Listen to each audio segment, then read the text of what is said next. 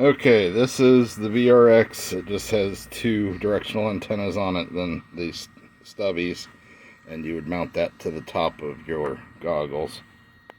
And then it comes with a splitter, and the HDMI is a little too short for your goggles, but here is the screen out of my Vipers, or the one they sent me a replacement. I did a mod so it has a regular cable coming out of it. Anyhow, here's the drone, and you're probably not going to be able to see it in the daylight, but this is the image on the screen, and just to show how the latency is. I'll get my fingers in here at the same time. Alright, how do I get this? There we go. It's very, very low latency, which I was really surprised. That was my scariest thing, was would I be able to fly it like this? And it's not bad. It gives you kind of a little bit of a motion.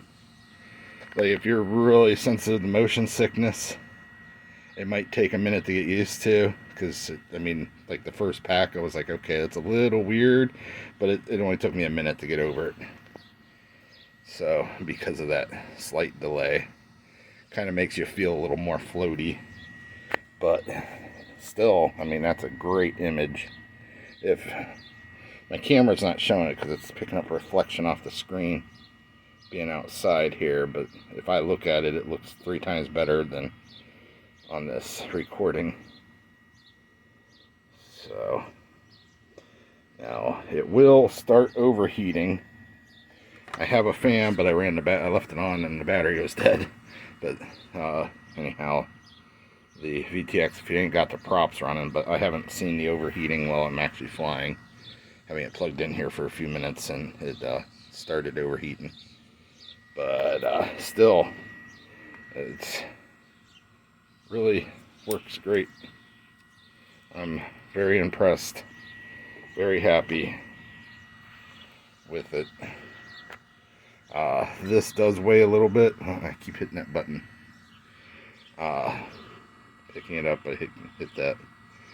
But anyhow, basically, you would just kind of somehow want to mount it up on top of the goggles or on the front, but then you got more weight hanging out the front. It's not heavy, but it's not crazy light either. But anyhow, I thought I'd make a video showing you what it is. This is receiving from the drone, which I don't have the battery strapped on right. That's not the normal battery I fly on it. Anyhow, it's the drone. This does the receiving. All it does is send a video to your video screen. So, and then it comes with the splitter. Comes with this cable, but it's a little short. But it's just a mini HDMI. And then this is my regular battery I use with my goggles. So, well, that's not the regular battery. I grabbed the bigger 3S battery. So I'll see. It sat there for so long, that overheated and it shut down.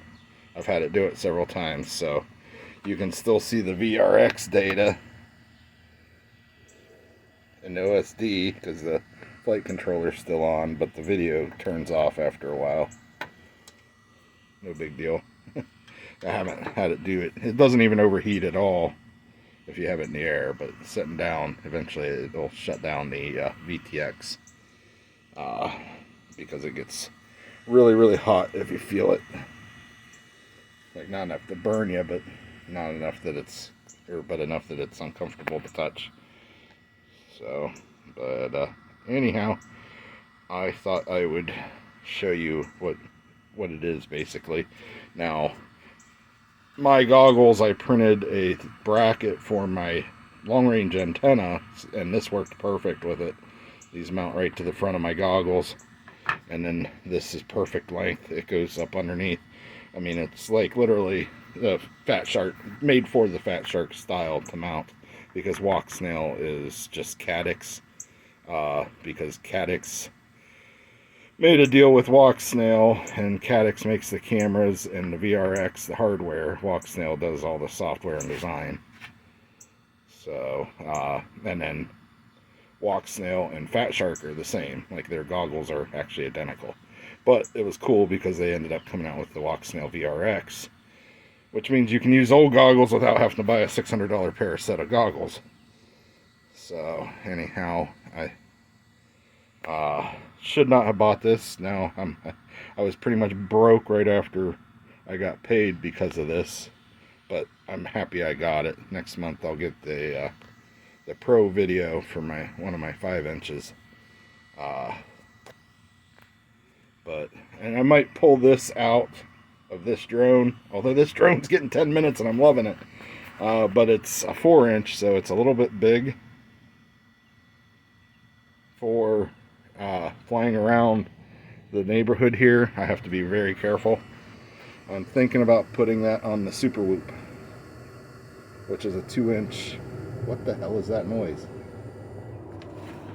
Okay. Oh, wow. There's a plane right above me.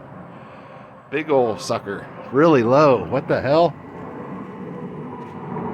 I've never seen that before. Wonder if it's crashing.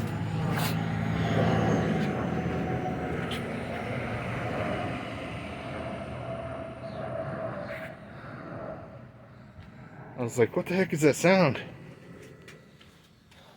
But anyhow, I guess that's the end of the video. This has gotten longer than I intentionally had planned on.